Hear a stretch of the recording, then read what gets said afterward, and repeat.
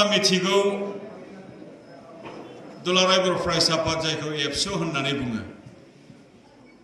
बे आफादनि जोनोमनि गुदियावनो दङ बर'फोरनि सिनायथि थामोनथा रैखाथि बर'फोरा गावनि राव थुनलाइ हारिमु बेखौ गोबानानै थांनानै थानो लुबैग्रा मोनसे हारि गावनि सिनायथिखौ लानानै बुहुमाव थांनानै थानो लुबैग्रा बियो मोनसे हारि जे समाव बर'फोरनि सिनायथिया खैफोद गोनां जाबायमोन जे समाव जोंनि थामोनथाया फारफ्रोमबो थिंजायनिफ्राय खैफोद गोनां जादोंमोन जे समाव जोंनि राव हारिमु थुनलाइया खैफोद गोनां जादोंमोन बै समावनो बै समनि फरायसाफोरा बै समनि लाइमोनफोरा बर' हारिनि रैखाथि थामोनथा सिनायथि बेखौ रैखा खालामनांगोन गोजोर खालामनांगोन गोमालांनायनिफ्राय हमथानांगोन रावखौबो थुनलाइखौबो गाननाय जोमनायखौबो हारिमुखौबो बेनि थाखाय खामानि मावनो होननानै बे एबसुखौ बा दुलाराय बर' फरायसा आफादखौ दाजेनगिरि दैदेनगिरि बिथांमोना बै समाव 1967 मायथाइनि 15 फेब्रुवारि खालि बे आफादखौ दानाय जादों आरो बे आफादा दिनै फैयै फैनानै बे आफादनि बैसोआ दिनै 58 बोसोर बैसोआव दिनै आगान होफैबाय बे थांनाय गोलाव समाव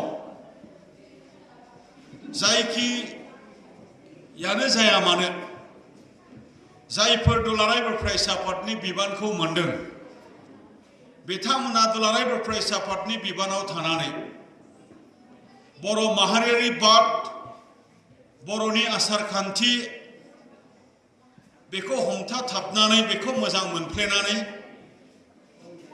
थांनाय समनि दैदेनगिरि बिथांमोना हाबा मावलांदों आरो बड'फा उपेन्द्रनाथ ब्रह्मनि सान्थौ आरो सानस्रि बेखौ गोबानानै जोंनि सिगांनि आगुनि दैदेनगिरिफोरा खामानि मावलांदों बर' माहारिखौ बुहुमाव गेरेमसा खालामनांगौनि थाखाय बड'फा उपेन्द्रनाथ ब्रह्मआ जे सिमां आरो जे थांखि होलांदों बेखौ आगुनि दैदेनगिरिफोरा खामानि मावलांदों थिग बेबायदिनो दिनैनि एबसुनि बिबानगिरि जायफोर सेन्ट्रेल कमिटियाव बिबान लानानै दं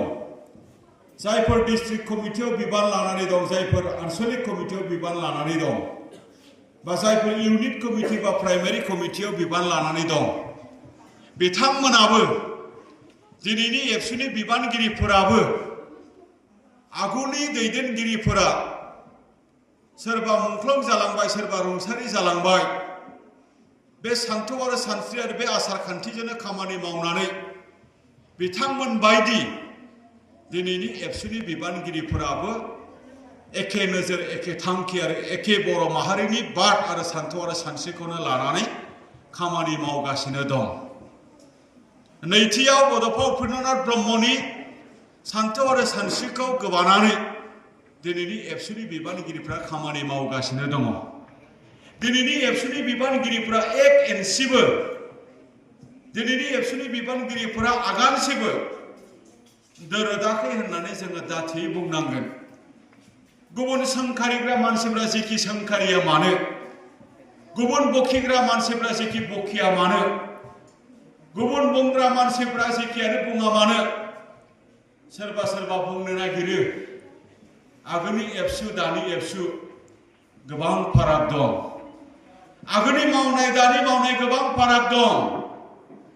नंगौ आगोलनि मावनाय दानि मावनाय गोबां फाराग दं नाथाय सान्थौ आरो सानस्रिया एखेयैनो दं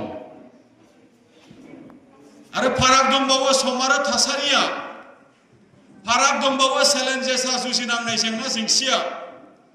गासैबो जेंना जेंसि थासारि सम बिबानगिरि सोलाय सोल' जादों बिबानगिरिफोरा सोलाय सोल' जादों सम आरो थासारिया सोलाय सोल' जादों जेंनाफोरा सोलाय सोल' जादों नाथाय बे नङा जे सान्थौ आरो सानस्रि आरो बर' माहारिनि बाद बा बड'फा उपेन्द्रनाथ ब्रह्मनि सानस्रिखौ दोरोबनानै सोरबा एबसुनि बिबानगिरिया खामानि मावनो हागोन बेखौ जों माब्लाबाबो फोथाया आरो इयुनावबो जेन बर' माहारियारि बाद बर'नि सान्थौ आरो सानस्रि आरो बड'फा उपेन्द्रनाथ ब्रह्मनि सान्थौ आरो सानस्रिनि दोरोबनानै रावबो जेन खामानि मावनो हाया बिनि फारसेसो जोङो दिनै गोसो होनो गोनां दङ बिनि फारसेसो जोङो दिथि होनो गोनां दङ बिनि फारसेसो जोङो बोसोन आखार होनो गोनां दङ दा बेखायनो दिनै बेवहाय दिनैनि बे मेलनि गेजेरजों आं बे बाथ्राखौ आङो दिनै नोंथांमोननि सिगाङाव आङो बुंदों चेलेन्जेस जेंना जेंसिनि बाथ्रा बुङोब्ला दाबि दावानि बाथ्रा बुङोब्ला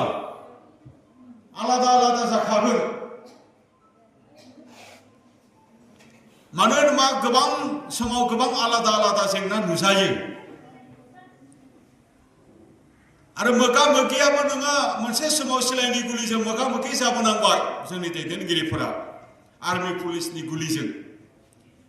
पुलिस मिलिटारिखौ गिनानै खारनानै हाग्रा बंग्रा थाबोनांबाय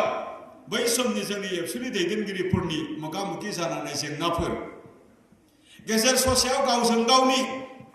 सिलाइनि गुलिनि जेंना जेंसिजों मोगा मोगि जाबोनांबाय आरो दिनैनि एबसुनि बिबानगिरिफोरनि जेंना जेंसियाबो मोगा मोगियाबो एसे आलादा आरो दिनै मा होनदों ससियेल मिडियानि बायदि मैया मोनसे जेंना जेंसि जोंनि बायदि मैया माने ड्राग्स जाग्रा मानसिफोरनि जेंना जेंसि आरो दिनै पलिटिकेल डिभाइडेड हाउस हारिनि गेजेराव पलिटिकेल मटिभेटेड थानाय सुबुंफोरनि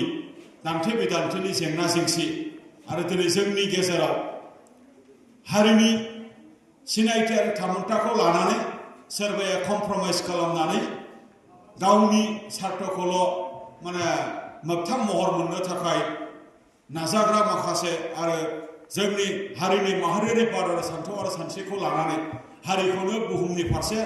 जौगाहोनांगौनि थाखाय खामानि मावग्रा माखासे बेबायदि जोंनि एबसुनि बिबानगिरिफ्रा एसेबो गोसो बाया एसेबो जों बाया एसेबो जों गिया रावखौबो जों मोनसे बाथ्राखौ जों फोथायो खामानि मावग्रा मानसिफोरा खामानि मावबाय थानांगोन आरो बखिग्रा मानसिफोरा बखिबाय थाखागोन आरो बखिबाय थाग्रा मानसिफोरा प्रेक्टिकेलि बिथांमोना खामानियावबो नाङा आरो खामानिबो मावा बिथांमोननि खामानियानो सोंखारिनाय बिथांमोननि खामानियानो मोजांखौ नायनो हायै बिथांमोननि स्वार्थआनो गावसोरनि लाब लाबनि थाखाय सोरखौबा गाहाय खालामनो हायो नामा उन्दै खालामनो हायो नामा फोजोबनो हायो नामा बे बाथ्राफोरखौ जोङो गोथौवैनो आरो गुवारैनो जोङो मिथियो दा बेखायनो दिनैनि एबसुनि बिबानगिरिफोरा बर' माहारियारि बाद सान्थौ आरो सानस्रिखौ गोबानानै बड'फा उपेन्द्रनाथ ब्रह्मनि सिमां गेरेमसा हारिखौ गायसननांगौनि थाखाय दिनै जोङो जोंनि हारिनि जेनाखि संबिजिरारि मोन्थाय हारिनि जेनाखि दाबि दावा बेखौ मोनफुंनांगौनि थाखाय दिनैनि एबसुनि बिबानगिरिफोराबो दिनै खामानि मावबाय थादों बेनि थाखायनो दिनै सोमावसारनानै मोननाय जेनाखि जोंनि बिटिआर गोजोन गोरोबथायाव थानाय दफा बै दफाफोरखौ मावफुंनांगौनि थाखाय जोङो दिनै मालाबा आसाम गभर्नमेन्टजों मालाबा भारत सरकारजों मालाबा जोंनि लकेल गभर्नमेन्टजों मालाबा अफिसारफोरजों जोङो रायज्लायबाय थादों बेबायदिनो दिनै बिटिआर गोजोन गोरोबथायाव थानाय माखासे दफाफोरा मावफुंजाबाय आरो माखासे दफाफोर मावफुंनांगौनि थाखाय दिनैबो जोङो भारत सरकारखौ जोङो दिनै खावलायदों आरो भारत सरकार आसाम सरकारनि खाथियाव जोङो दाबि दैखांदों दिनै कार्बि आंलंनि बर'फोरखौ हाजोनि एसटि खालामनांगौ दफायाव दङ मावफुंनांगौ बेखौ जोङो बुंबाय थादों भारत सरकारखौ बेखौ थाबैनो मावफुंनांगौ दिनै बुंदों जोङो जेनाखि थाखानाय जेनाखि 6 शिड्युल जेनाखि बिटिसि बियो सिमा बारायनायनि गेजेरजों समस्ति बारायनायनि गेजेरजों डिपार्टमेन्ट बारायनायनि गेजेरजों आरो बेवहाय भारत सरकारनिफ्राय थोंजोङै 6 शिड्युल जेनाखि जोंनि बिटिआर बेवहाय जौगानायनि रां रुफाखौ थोंजोङै हरनायनि जेनाखि बेबस्था जेनाखि 6 शिड्युल आमेन्डमेन्ट बा दथि फारिलाइयाव दाजानाय जायनाखि काउन्सिल बेखौ सोदांनायनि गेजेरजों गोहोगोरा खालामनायनि गेजेरजों बेखौ थाबैनो भारत सरकारा मावनांगौ गोरोबथा बायदि होननानै जोङो भारत सरकारखौ जोङो नारसिनबाय थादों। दाखालिनि जालांनाय जायनाखि सेसन विंटार सेसन जायनाखि पार्लामेन्ट बेनि गेजेरजों भारत सरकारा लाबोनायनि खोथा होनदोंमोन, नाथाय भारत सरकारा दाखालिबो लाबोआखिसै। लाबोनांगौनि थाखाय भारत सरकारखौ प्रेसार होनो, भारत सरकारनि खाथियाव दाबि दैखांनो थाखाय जोङो गोदान दिल्लीयावबो जोङो आन्दोलन लाहैदों। आरोबाव जोङो भारत सरकारखौ मिथिहोनो, आसाम सरकारखौ मिथिहोनो थाखाय जोङो आरोबाव जोंनि ओनसोलफोराव जोङो बनजार रेलि लानानै जों हाबाफारिबो लादों, जोङो रेलि हाबाफारिबो लादों। बेनि गेजेरजों जोङो बुंदों भारत सरकारा सोमावसारारि आफाद, दुलाराय बर' फरायसा आफाद, सोमावसारारि आफाद, बर' कसारि वेलफेयार काउन्सिल, इन्डिपेन्डेन्ट मोनब्रै माने आफाद बिथांमोनजों बर' रायजो राजाफोरनि जायनाखि दाबि, बे दाबिखौ बिथांमोना सुफुंनो होननानै बे दाबिखौहाय बिथांमोना गोरोबथा खालामदों। गोरोबथा खालामबाय हिसाबै गोरोबथानि दफाखौ मावफुंनानै होनांगौआ बिथांमोननि डिउटि आरो रेसपन्सिबिलिटि। बिनिफ्राय जों भारत सरकारा दोरोदा बे बाथ्राखौ जों भारत सरकारखौ मिथिहोबाय थादों। आरो नङाब्ला जोङो जोंनि गोजोन गोरोबथा मावफुंनांगौनि थाखाय गोख्रों आन्दोलन खालामनाय जागोन। आरो बेवहायबो भारत सरकारा जोंनि गोरोबथा मावफुंनायनिफ्राय गमामायैनो जुदि गोजान जामारोब्ला जों फिन आलादा रायजो सोमावसारनायनि थाखाय आन्दोलन लाफिननो गोनां जागोन। बे बाथ्राखौ हम सेक्रेटारिनि जोङो फेस टु फेस भारत सरकारनि हम सेक्रेटारिनि जोङो थांनाय बोसोरावनो जों मिथिहोबाय। आरो नर्थ इस्टनिनो जइन्ट सेक्रेटारि हम मिनिस्ट्रिनि बिथांनोबो जोङो दाखालि जोङो मिथिहोनाय जाबाय मानगोनां नोंथांमोन। दा बेखायनो भारत सरकारा, आसाम सरकारा खोथा होनाय बायदि गोरोबथाखौ मावफुंनांगौ, अनुष्ठान प्रतिष्ठान गायसननांगौ, एनआईटी गायसननांगौ, सेन्ट्रेल इउनिभार्सिटि गायसननांगौ, जवाहर नवोदय नेशनेल गायसननांगौ आरो माखासे जायनाखि अनुष्ठान प्रतिष्ठान गायसननायनि जायनाखि खोथा होदों बेखौ जोङो टाइम बाउन्ड भारत सरकारा जोंनो होनायनि खोथा होनदों, बेखौ जोङो टाइम बाउन्ड बा थि समाव जोङो लुबैयो। बे बाथ्राखौहाय जोङो बुंबाय थादों। दिनै गामि सोसननायनि बाथ्रा, दाजाबनायनि बाथ्रा होनोबा दिनै 60टा गामिया दाजाब जाबाय आरो गोबां गामि दंबावो सोसननांगौ। आरो बर' कसारि वेलफेयार काउन्सिल दानानै होनाय जाबाय, बेखौ फुल प्लेजेड खालामनांगौ। आरो फुल प्लेजेड जानांगौब्ला बेवहाय गामि नटिफिकेशना आबुं जानांगोन। गामि नटिफिकेशन जाखांनायनि उनाव बेवहाय समष्टि दानांगोन आरो समष्टि दाखांनायनि उनाव बेवहाय इलेक्शन खुंनांगोन। बिनि उनाव फुल प्लेजेड गभर्नमेन्ट लाबोखांनायनि उनाव बै ओनसोलनि रायजो राजानि सोलोंथाइ, रांखान्थि, हा-हु गाव खुंथायखौ गोख्रों खालामनो थाखाय बेखौ जोङो मोनहैनो हागोन। बेखिनि बाथ्राफोरखौहाय जोङो दिनै बुंबाय थादों। लोगोसे जेनाखि जोंनि बारग' एमपि बिथांमोना जोबथेसालियाव दङ, रन्जन दैमारिखौ लाफानानै आरो गुबुन बिथांमोनखौ उदां अख्राङाव हगारनांगौ, बेखौथ' जोङो दाबि दैखांबाय थादों। लोगोसे बिथांमोननि माखासे केसआ जोबजोबाखै, जेराव गैयै माखासे एमपि बिथांमोननि केडारफोरनि केसआबो जोबजोबाखै, बेखौ फोजोबजोबनांगौनि थाखाय जोङो दाबि दैखांदों। मानगोनां नोंथांमोन, बेखिनि बाथ्राखौहाय जोङो दिनै लाखिनानै दोनदों। दा बेखायनो दुलाराय बर' फरायसा आफादा दिनै बे गोजोन गोरोबथा मावफुंनायनि खामानिखौ दिनै मावबाय थादों। आरो बेनिफ्राय जों दोरोदनायनि बाथ्रा गैया। आरो गमामायैनो दहाय आं बुंनाय बायदि भारत सरकारा बे गोजोन गोरोबथा मावफुंनायनिफ्राय जुदि एरायोब्ला, जोंखौ जुदि फोथाय खेबस' खालामोबा जोंनो 1 मिनिटबो नाङा जे आलादा रायजोनि थाखाय जोङो राजा लामायाव ओंखारफिननो थाखाय जोंनो सम नाङा। मानगोनां नोंथांमोन, बेखिनि खोथाखौनो बुंबाय दिनै एकर्डिनेटेड जिखिनि बाथ्रा बेखौ लानानै आरो बेजोंनो लोगोसे गोरोबथायाव थानाय जायनाखि 6.3नि गेजेरजों जिखिनि भेन्सार स्कुल आरो भेन्सार कलेजा सरकारिकरन जानांगौ, बे बाथ्राखौबो जोङो दिनै बुंबाय थादों। गोबांथार स्कुल, गोबांथार कलेज दङ, गभर्नमेन्ट जानांगौ, प्रफेसनेलाइज जानांगौ, बे खोथाखौबो जोङो दिनै लाखिबाय थादों। मानगोनां नोंथांमोन, दा जायनाखि जोंनि नैबे संबिजिरारि बा राजखान्थियारि माखासे जेंना, बे जेंनाखौ जों दुलाराय बर' फरायसा आफादा मावबाय थागोन। बे जेंनाखौ जोंनि आफादफोरा लांबाय थागोन। नाथाय जाथिखौ दानांगौनि थाखाय, हारिखौ दानांगौनि थाखाय दिनै बेवहाय जे जोंनि फरायसाफोर बेवहाय दंफैयो, दिनै जोंनि फरायसाफोरा दहाय जोंनि मेल बेखेवगिरि बिथाङा बुंनाय बायदि गोसो होनानै लेखा फरायनांगोन, गुन गोनां सोलोंथाइ लानांगोन, गुन गोनां सोलोंथाइजों गोजौ सोलोंथाइ लानांगोन, गुन गोनां सोलोंथाइजों जोंनि लानाय सोलोंथाइया आदब गोनां जानांगोन, स्किल मोनसे एजुकेशन बेखौ जोङो लाथारनांगोन। नङाब्ला दिनै जोंनि फरायसाफोराबो जेबो उदायैनि थाखाय दिनै बे सुबुं बुरजाथार थानाय मोनसे हादर, सुबुं बुरजाथार थानाय जेनाखि जोंनि मोनसे रायजो, सुबुं बुरजाथार थानाय नैबे ओनसोल, जोंनि फरायसाफोरा डिग्री थानानैबो, हायार एजुकेशन थानानैबो जोंनियाव जुदि क्वालिटी गैयाब्ला, जोंनियाव जुदि स्किल गैयाब्ला, जोंनि फरायसाफोरा जुदि कम्पिटेन्ट नङाब्ला, जोंनि फरायसाफोरा जुदि राफोद नङाब्ला, जोंनि फरायसाफोरा गावखौ सासे बादायारि हिसाबै जुदि दानानै लानो हायाब्ला सरकारि साख्रिनिफ्रायबो नोङो जानगार जानांगोन आरो सरकारि साख्रिनिफ्रायबो जानगार जानांगोन आरोबाव नों जुदि जेबो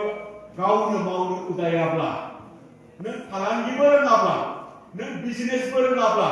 नोंनियाव जेबो आखायाव रोंगौथि गैयाब्ला, मेलेमाव जेबो साननो हानायनि थाखाय जेबो गैयाब्ला बेकार समस्या आरो बेकार जेंना, खामानि गैयै जेंनाजों नों मोगा मोगि जानांगोन। बेनि थाखायनो फरायसाफोरा दिनैनि एजुकेशन ट्रेन्ड, दिनैनि साख्रिनि मार्केट, दिनैनि बिजनेसनि मार्केट, दिनैनि पपुलेशननि जिखिनि मोनसे ट्रेन्ड, नैबे बाथ्राफोरखौ बुजिथारनांगोन। साख्रियाव थिसननायनि राहाफोरा सोलायबाय थायो, फरायसाफ्रा मिथिखायो जागोन। साख्रियाव थिसननाय बा रिक्रुटमेन्ट पलिसिया सोलायबाय थायो। मानो सोलायबाय थानो गोनां जादों? नोंसोरबायदि फरायसाफोरा गोबां बांबाय, नोंसोरबायदि डिग्री लानाय फरायसाफ्रा गोबां ओंखारबोगासिनो दङ, नोंसोरबायदि फार्स्ट डिभिजन 60% 70% मोनग्रा फरायसाफ्रा गोबां फैगासिनो दङ। दा बेनि थाखायनो क्वालिटी होनदों, क्वालिटी। बेनि थाखायनो बुंदों स्किलनो जोंनि फरायसाफ्रा मिथिनांगोन। दिनै नोंथांमोना मिथिगौ ना, मोनसे समाव एलपी स्कुलनि टिचार जानो थाखाय मेट्रिक फेलाबो एलपी स्कुलनि टिचार मोनोमोन। जोंनि फरायसाफ्रा मिथियो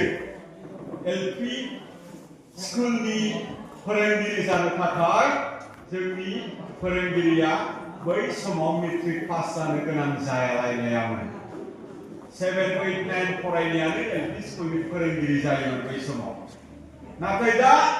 दिनैनि एलपी स्कुलाव साख्रि मोननायनि नियमा मा बुंदों? हायार सेकेन्डारि एबा पिअ पास जानांगौ, बेयावनो थोजासे नङा। डीएलएड डिग्री थानांगौ, बेयावनो थोजासे नङा। टेट होबावनांगौ, टेट होखांनानै पास जाबा आरो टेटनि नम्बरा स्करा बुरजाब्लासो अब्लासो बे एलपी स्कुलावहाय बियो मा मोनो? फोरोंगिरिनि साख्रिनि एपइन्टमेन्टखौ मोनो। दानिया फरायसाफोर बोसोरबानि उनाव बे एखे नियमानो थागोन नामा? बे पलिसि, बे एखे खान्थियानो थागोन नामा? आं दिनै नोंथांमोननि सिगाङाव बुंदों जे बोसोरबानि उनाव बियो थायाबो जानो हागौ। मानो?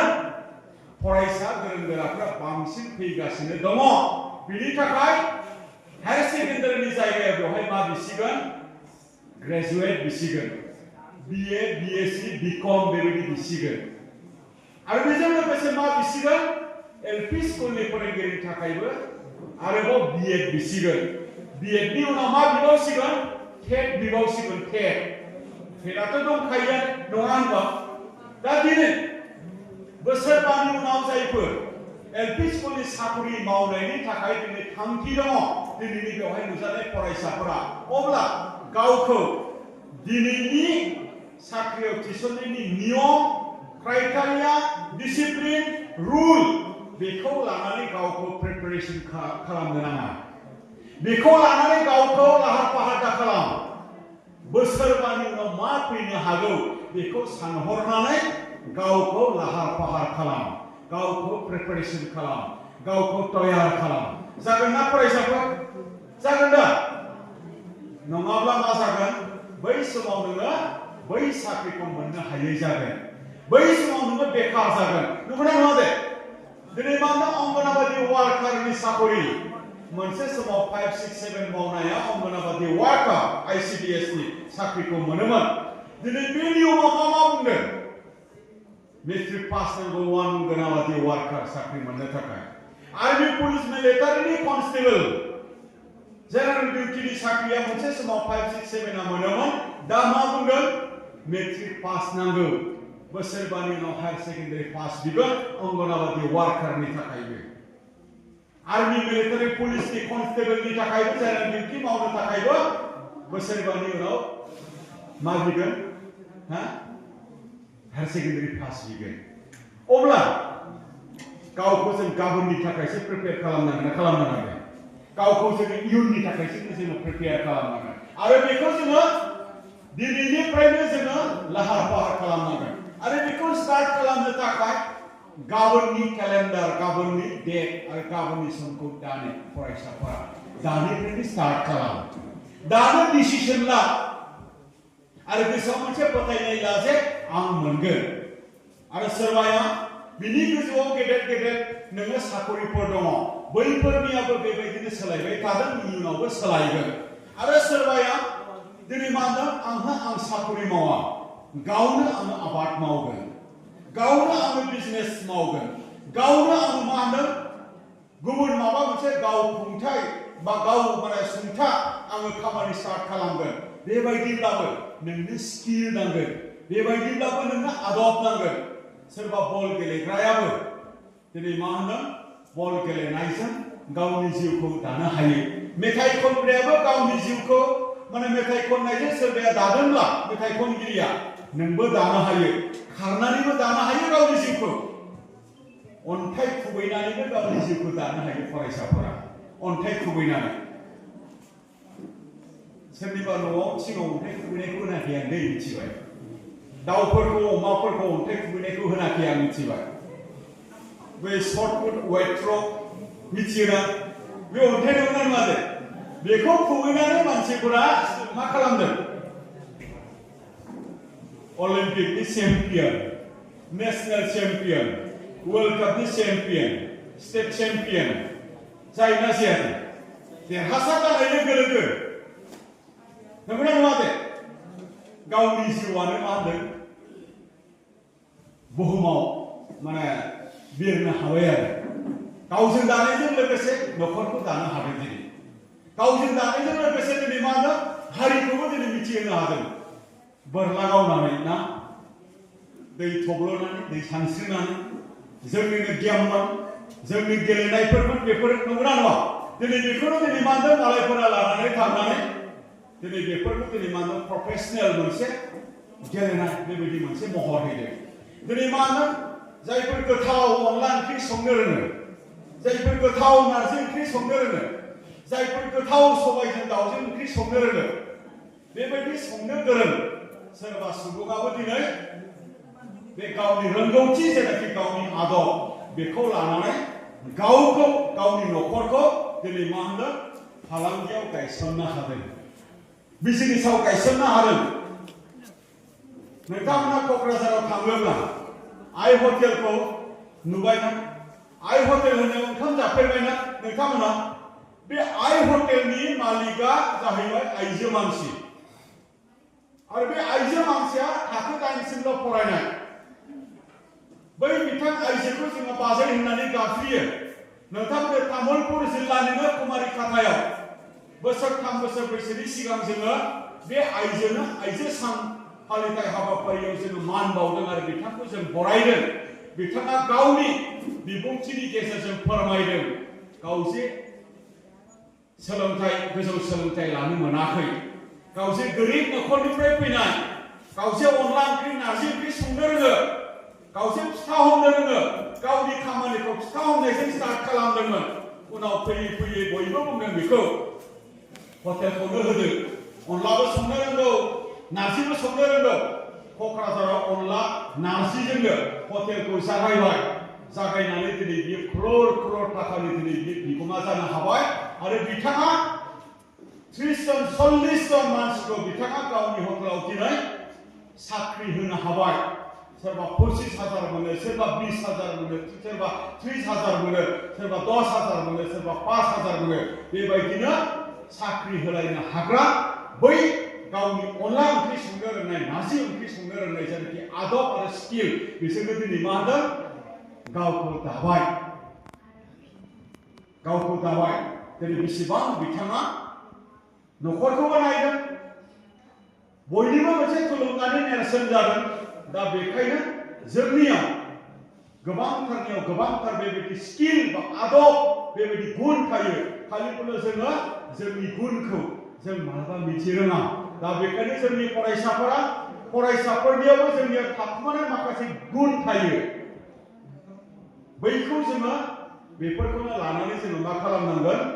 जोंनि जिउफोरखौ, जोंनि राहाफोरखौ जोङो दानांगोन। आबादनि बाथ्रा बुंदों, आबादारि जानायनि बाथ्रा। आबादारिसो जानो थिनलांबाय एबसुनि गाहाय नेहाथारि उमुगा होननानै नोंथांमोना दासान। आं जे सेन्सआव बुंनो नागिरदों, मोनसे समनि आबादारि लेखा रोङा हसियायैनो खुनुरुखुम जोंखौ फिबोबाय, खुनुरुखुम फिनानै दङ हालिसे मोसौजों, नांगोलजों हालेवनानै। नंगौना नङा दे? माइ जाया 10 मन 15 मन बेजोंनो दिहुनबोनानै न'खरखौ सालायबोबाय। नाथाय बे एखे हायाथ' बारायाखैना। बे हायाव दिनै मानसिया बांनानै हानि परिमाणा दिनै मा होनो? न' लुनायाव, बायदि मैया इन्डास्ट्रियाव, बायदि मैया स्कुल लुनायाव, बायदि मैया अनुष्ठान लुनायाव बे हाया जामलांदोंसो। जोंनियाव आखायाव एसेल' हा दंखासै। दा बेवहायनो जोंनो जानांगौनि थाखायबो आदार नांगौ, मैगंबो नांगौ। बेबायदियाव नोंनो जानांगौबा आरो बेजोंनो नोङो जुदि रांबो खामायनांगौ जायोब्ला आरो नों आबादजों नोङो गावनि जिउखौ जुदि दानांगौ जुदि जायोब्ला दिनै जोंनि आबादारिफोराबो लेखा गोरों जानांगोन। आरो दिनै मा होनदों? आबादनिबो कलेज दङ, आबादनिबो इउनिभारसिटि दङ, आबादनिबो इन्जिनियार दङ। एग्रिकालचार इन्जिनियार खोनाफेराखै? एग्रिकालचार इन्जिनियार खोनाफेराखै? एग्रिकालचार साइन्टिस्ट खोनाफेराखै? एग्रिकालचार कलेजाव फरायहैयो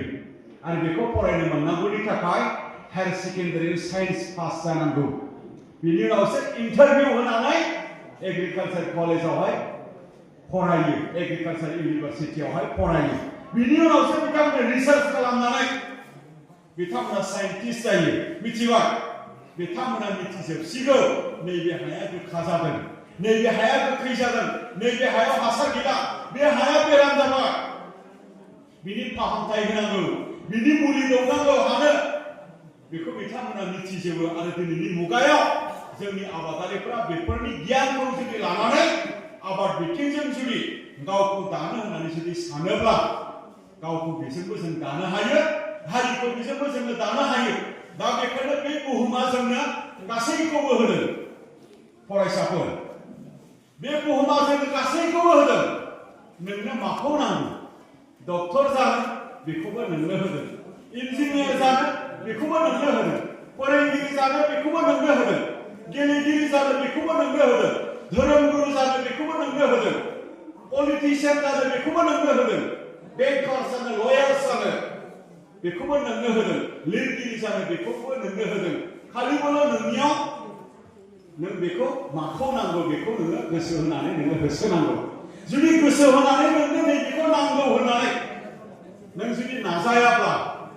मोनसेखौबो मोननाय नङा। गासैखौबो नांगौ होननानै गासैखौबो नोङो मोननाय नङा। नोङो मोनसेखौनो लानानै नोङो थांनानै थानांगोन आरो मोनसेखौनो लानानै नोङो जौगानांगोन। डक्टर जानाय मानसिया इन्जिनियारबो जानो हायो नामा? हाया ना? हायो नामा? फोरोंगिरि जानाय मानसिया डक्टर जानो हायो नामा? हानाय नङा। दा बेखायनो फरायसाफोरनियाव गावहानो मोनसे थांखि थानांगोन आरो बे थांखिया नोंथांमोननियाव दङ। आं मिथिगौ। बेनि थाखायनो फरायसाफोरा दिनै दुखु खस्थ'नि गेजेरजों फरायसालियाव सानफ्रोमबो थांदों आरो बेखौ दिनै मोगथाङाव गावनि थांखिखौ जाफुंहोनानै नैबे समायना जानाखि बुहुम बेवहाय बे समायनाखौ बुहुमना समायनासिन खालामनो थाखाय जों गावखौ दानांगोन आरो बेनि थाखाय जोङो मोजां आखुनि हेबिट जोङो बानायनानै लानांगोन। मोजां गुननि हेबिट जों बानायनानै लानांगोन।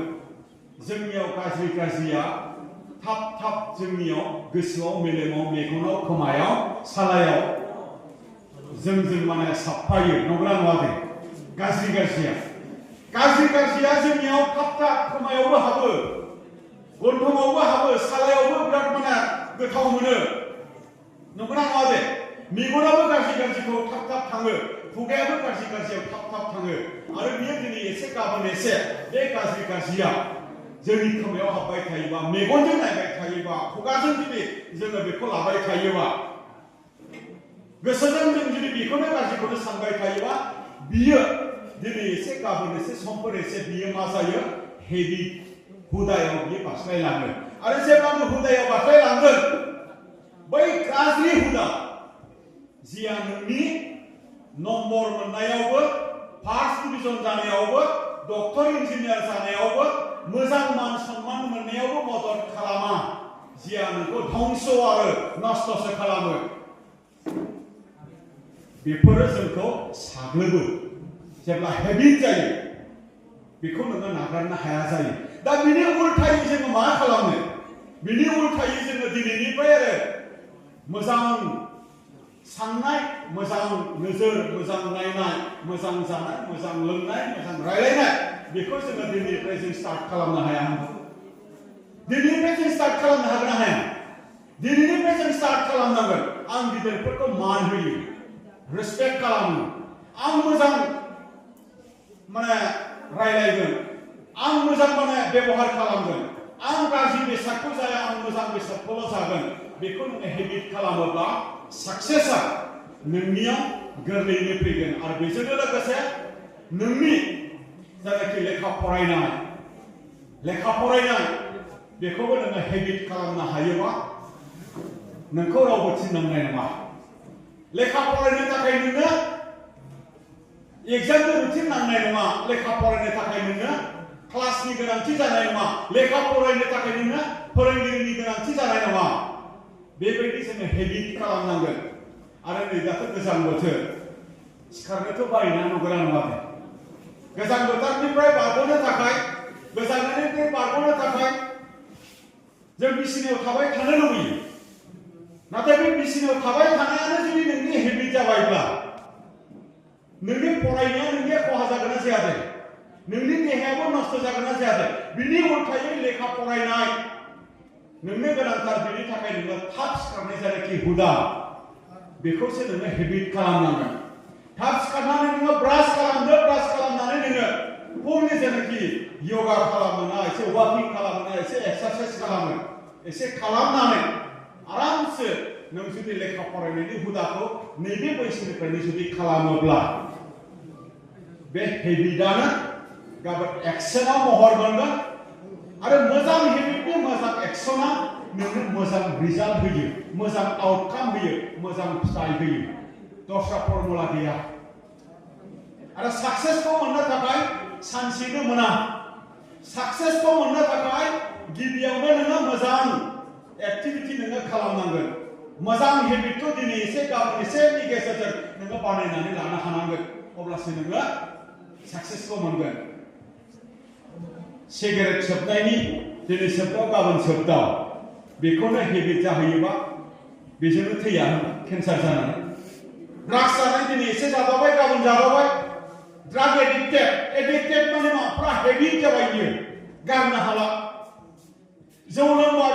एलकहलिक एडिक्टेड जाबाय बियो गारनो हाला तारमाने बियो बिनिनो हेबिट जाबाय सान हाबबानो नांसिगौ सोरांबानो नांसिगौ हुदा जाबाय जों बिनि हुदाखौ जोङो मानो बिनि एडिक्शनखौ जोङो मानो जोंनोथ' नाङाना नंगौना नङा सोर लुबैयो गावखौ फोजोबनानै लानो सोर लुबैयो गावखौ धंस खालामनानै लानो फरायसाफ्रा लुबैयो नामा गावखौ फोजोबनानै लानो गावनि देहाखौबो जों अननांगोन गावनि भबिष्यतखौ जोङो गोजोन खालामनांगोन आं बेखिनि बाथ्राफोरखौ आङो दिनै फरायसाफोरनि सिगाङाव बुंदों गावनि इयुनखौ गावनो दानांगोन गावनि इयुनखौ दानो थाखाय दिनै जोंनो सोलोंथाइ दङ जोंनो फरायसालि दङ जोंखौ मदद खालामदों गैयाब्लाबो बिमा बिफाया बा न'खरनि बाय बाहागिया बा नोंखौ जाय जोथोन लायो जोंनि फोरोंगिरिफ्रा बेखिनिखौ गोसोआव लानांगोन बाकी सोलोंथाइजों लोब्बा थानाय जिखिनि जेंना बे जेंनाखौ बोस्रांनांगौनि थाखाय जों दुलाराय बर' फरायसा आफाद बर' थुनलाइ आफाद जोङो सरकारखौ माबायदि नारसिननांगौ सरकारखौ माबायदि नारसिननानै फोरोंगिरि मोनहोनांगौ सरकारखौ नारसिननानै माबायदि फरा बिजाब मोनहोनांगौ सरकारखौ नारसिननानै माबायदि सोलोंथाइ जेंनाखौ सुफुंनांगौ बेखिनि बाथ्राफोरखौ जोङो खालामबाय थाबोदों जेंनायाबो सुफुंजादों आरो जेंना सुफुंजाखांनायनि उनाव आरो गुबुन गुबुन जेंनाफोर नुजाबाय थादों आरो बे जेंनाफोरा मोनसेनि उनाव मोनसे फैगोन दा बेखायनो बिनि थाखायनो दहाय बेखेवगिरि बिथाङा बुंदों जे जोंनो माहारियारि आफादनिबो गोनांथि दं माहारियारि आफादफोरखौबो जों फोथांनानै दोननांगोन जेरै नोंथांमोना नुदों नै दा बिटिआरनि बायजोआव बर' मिडियामनि थाखाय सेपारेट टेट खुंनो थाखाय आसाम सरकारनि दाखालि फोसावबाय बेखौ जोङो दाबि खालामदों आसाम सरकारनियाव आसाम सरकारा जोंनि दाबिखौ गनायनानै बे दाबिखौ मानिनानै दाखालि फोसावबाय बिटिआरनि बायजोआवबो सेपारेट टेट खुंसिगोन दा बर' मिडियामनि थाखाय दा बेखौ जों एबसु गैयामोनब्ला बर' थुनलाइ आफाद गैयामोनब्ला बेखौ सोर मावगौमोन नोंथांमोना सानदों नामा गासिबो बियो पलिटिकेलि जाजोबो गासिबो बियो सोरबा एमएलए मन्थ्रिनि गेजेरजों जाजोबो नोंगौ मावनाया मोनसे मोनला आयेन बानायग्रा मानसिफ्रानो दिसपुराव मावो दिल्लीयाव मावो नाथाय बिथांमोना गोसो जानानै सोरनिबा मिडियामखौ बुथारनोबो हागौ सोरनिबा मिडियामखौ फोथांनोबो हागौ सोरनिबा मिडियामखौ जोथोन लानोबो हागौ सोरनिबा मिडियामनि फरायसालियाव फोरोंगिरि हरनोबो हागौ आरो हराबो जानो हागौ बिथांमोननि थांखि आरो नोजोरा जेब्लायबो राजखान्थि आरो बिथांमोना गावनि सरकार आरो गावनि सरकाराव गावनि सरकारनि एमएलए मन्थ्रिया मालाबा गावनि सरकारखौ नारसिननोबो हाया मालाबा सरकारनि हेंथायै बुंनोबो हाया दाबिनोबो हाया आरो बेखौ जोङो दिनै मेगनजों मोगथांजों जोङो दिनै नुजोबबाय जों मिथिजोबबाय बिनि थाखायनो आन्दोलनकारि संगठन सोमावसारारि संगठन जातीय आफादनि दिनै गोनां दं दिनै जातीय आफादफोरखौसो सरकारफोराबो गियो दा बेखायनो मोनसेनि उनाव मोनसे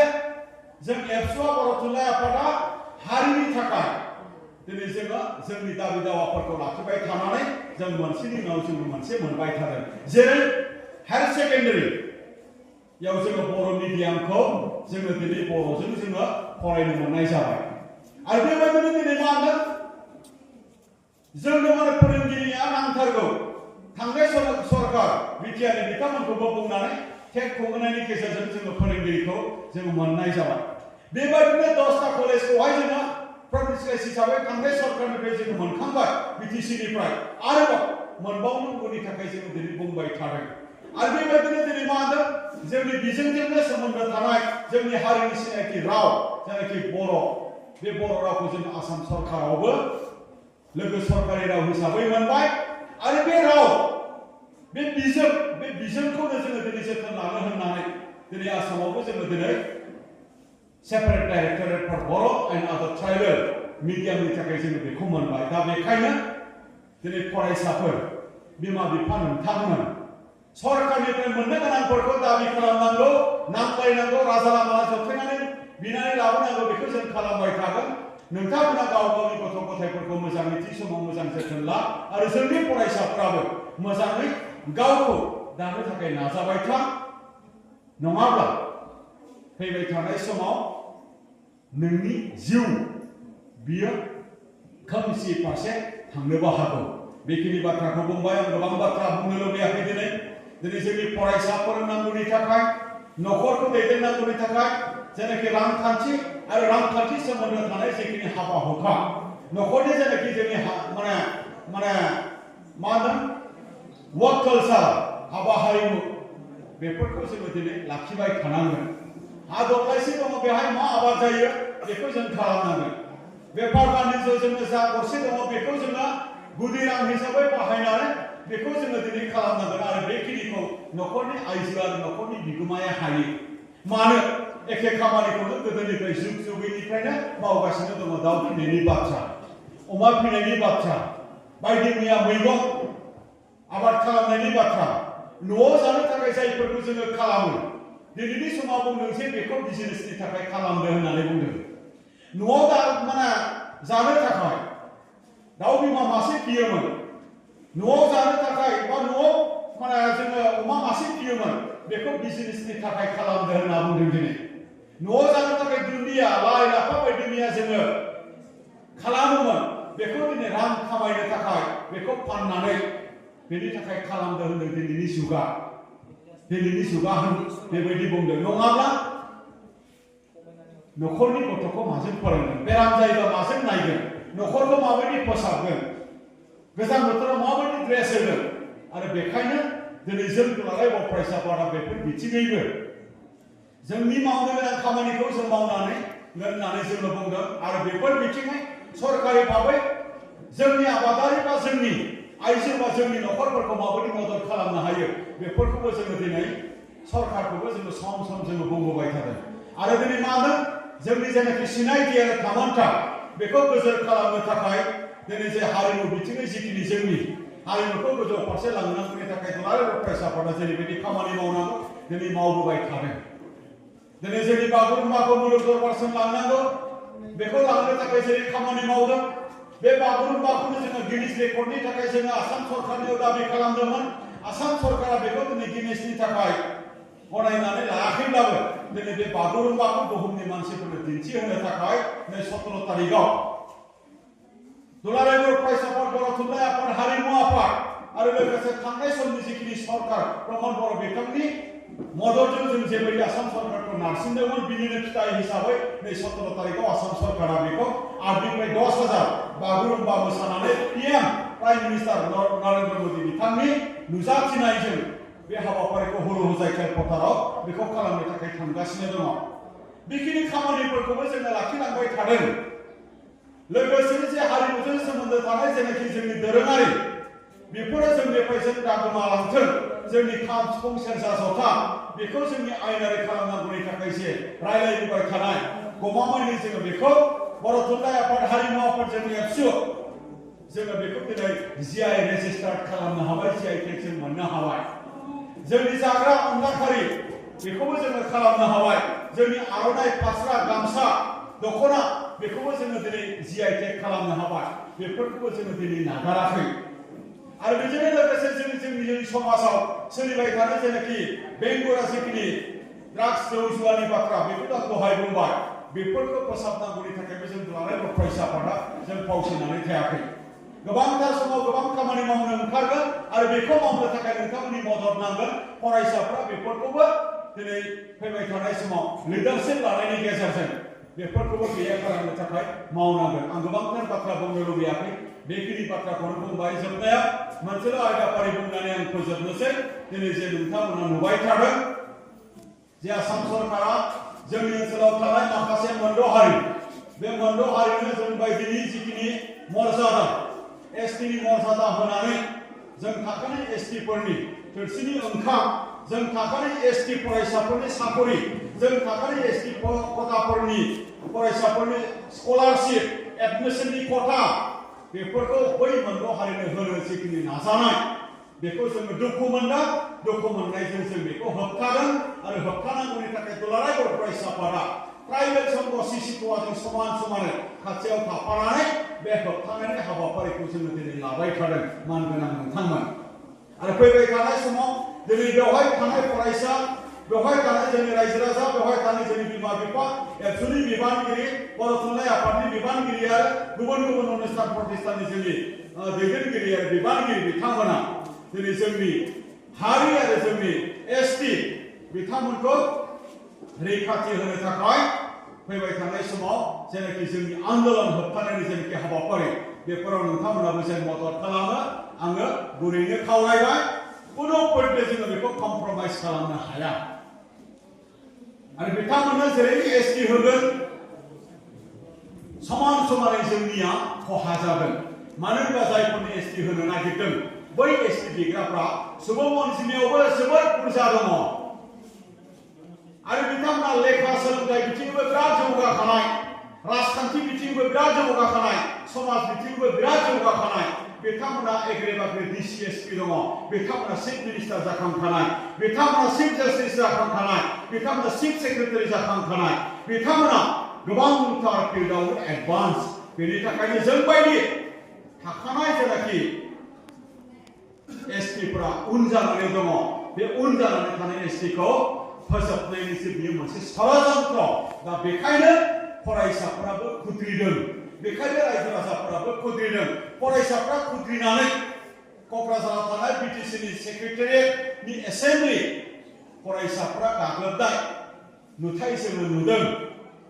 जों दुखु मोनदों बे जाथाया जानो नाङामोन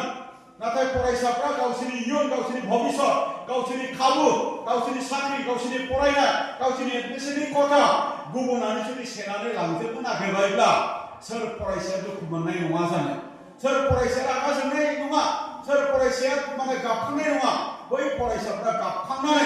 जेखौनो सानदों बेखौनो बुंदों जेखौनो मावनो गोसो जादों बेखौनो मावदों आरो बेबायदिनो खुद्रिनायनिनो बियो मोनसे फिथाइ खुद्रिनायनिनो बियो मोनसे जाथाय जोंबो दुखु मोनदों बे जाथाया जानो नाङामोन नाथाय जाथाय जानायनि गुदियाव जोङो नुदों जे फरायसाफोरा दुखु मोनदों जे 2016आव BTC सरकार बै समाव जाय दंमोन बिथांमोना भारत सरकारनो हम मिनिस्ट्रिनो ट्राइबेल एफेयार्सनो थाबैनो ST होनांगौ होननानै लिरनानै हरदों थाबैनो ST होनांगौ होननानै लिरना हरदों आरो बिथांमोना बुंबावदों जे आरो नांबावगौ जायोबा हरबावनाय जागोन होननानै बुंबावदों बै NOCनि बाथ्राखौनो लानानै फरायसाफोरा रागा जोंदों उनाव बै जाथायनि उनाव जोंखौ मुं सुदों जोंनि आफादगिरि दिपेन बर' बिथांखौ मुं सुदों बिथांनि थिननायावनो जादों होननानै दिनै नोंथांमोननि बे मेलनि गेजेरजों नोंथांमोननो फोरमायगोन आं बे जाथायाव एक्सुअलि लोब्बा गैया एक्सुअलि थिननाय गैया एक्सुअलि षड़यन्त्र गैया एक्सुअलि थुनज्लायनाय गैया मानोना नोंथांमोन नंगौ बै जाथायाव एक्सुअलि फिरफिलाखौ नोंथांमोना नुनो मोनदों भिडिअआव नाथाय फिरफिलाया ट्राइबेल संघनिबो दङमोन ट्राइबेल संघनिजों लोगोसे राभा स्टुडेन्ट्स इउनियननिबो दंमोन फिरफिलाया सिसिट'आनिबो दंमोन गुबुन गुबुन आफादनि इन्डियान फ्लेगनिबो दंमोन मानगोनां नोंथांमोन बिथांमोना जेखौनो मोनदों बेखौनो लादों आन्दोलनाव बाहागो लादों आरो बेवहाय एक्सुअलि सोरबा मददगिरि फरायसाबो दं इउनिभार्सिटि कलेजनि एक्सुअलि बिबानगिरिफोरबो दं नंगौ नाथाय बेवहाय BSc बनसुनिबो बिबानगिरिफोरबो दंमोन बेवहाय एक्सुअल मानो मुं सुजाखो बेयो जोंनि बाथ्रा बेयो जोंनि सोंनाय मानगोनां नोंथांमोन दा बेवहायनो नोंथांमोननो फोरमायबाय जे बेवहाय जोंहा जेबो लोब्बा गैया मानगोनां नोंथांमोन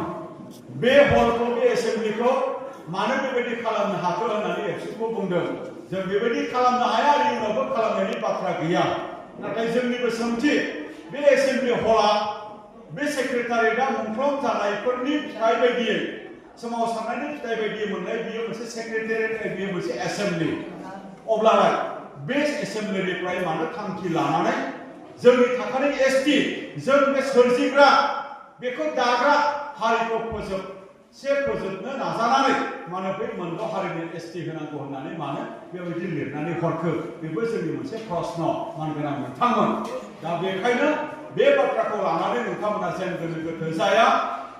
जों दुलाराय फरायसा आफादा माब्लाबाबो जाथिखौ फोजोबनायनि बा हारिनि माने नस्थ' जानायनि जोंनि मुंख्लंफोरनि अपमान खालामनो हानाय मावबोफेराखै आरो मावनायबो नङा आं दहाय सिगाङावनो बुंदों जे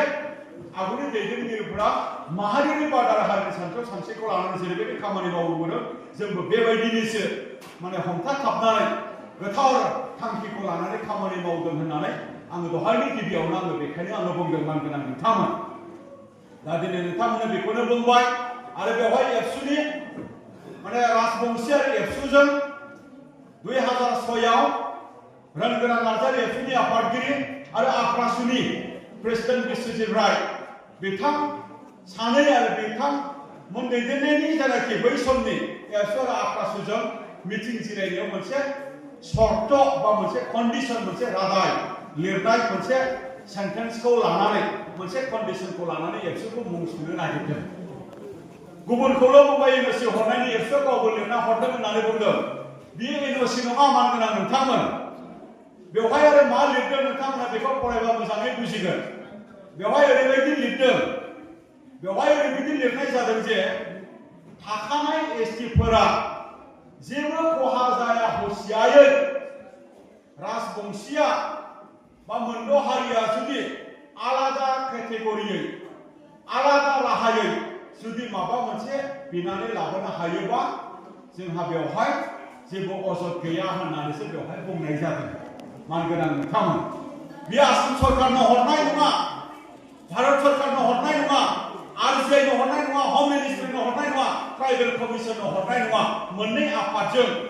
लिरनायसो बियो आरो लिरनाया बेनो बुंदों जे थाखानाय एसटिफोरनि जेबो खहा जाया हसियायै आलादा राहायै जुदि नोंथांमोना माबा मोनसे बिनानै लानो हायोबा जोंहा बेवहाय जेबो अजद थानाय नङासो होननानै बुंनाय जादों बिथांमोननि लिरनानै हरनायाथ' जेबो खहा जाया हसियायै होननाय सोदोबबो गैया मानगोनां नोंथांमोन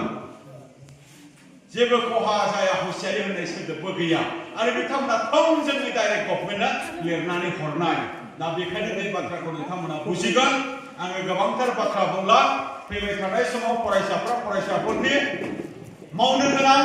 खामानिखौ मावगोन बिमा बिफानि मावनो गोनां खामानिखौ मावगोन फोरोंगिरि समाज जे मावनो गोनां बे खामानिखौ मावगोन आरो जों एबसुआ जोंनि मावनो गोनां खामानिखौ जोङो मावलांगोन आरो बेबायदिनो फारफ्रोमबो बिथिंनि मावनो गोनां खामानिखौ मावनानै बर' माहारिनि बादखौ हमथाथाबनानै बर' आसार खान्थिखौ हमथाथाबनानै बड'फा उपेन्द्रनाथ ब्रह्मनि सान्थौ आरो सानस्रिखौ जोङो हमथाथाबनानै बड'फा उपेन्द्रनाथ ब्रह्मनि सिमां जे गेरेमसा हारि बिसिम जोङो सौहैथारनांगोन आरो बिसिम सौहैगोन होननानै जोंहा मिजिं दङ बेनि थाखायनो जोङो जेरावखि थाया मानो हारि जौगानायनि थाखाय जोङो खामानि मावगोन बेखौ मिजिं थिनानै नोंथांमोन बयनिसिमबो साबायखर बावनानै आंनि बुंनायखौ आं एसेखौनो फोजोबबाय गोजोन्थों